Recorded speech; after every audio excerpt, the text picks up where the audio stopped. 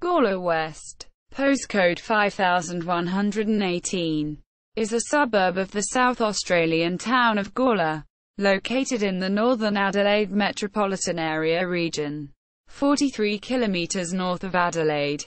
It is bordered by the Gawler River and the Gawler railway line and the suburbs of Gawler South and Evanston. During the 2000s period, part of the suburb was renamed Reid by the South Australian Geographical Names Advisory Committee, replacing the Gawler Bypass Road as the western boundary by the Gawler River on the west and north.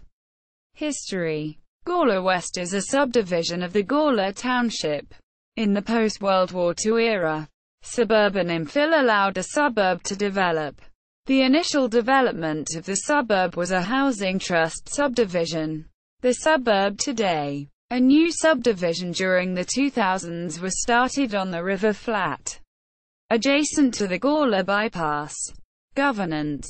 Gawler West is governed at the local level by the town of Gawler.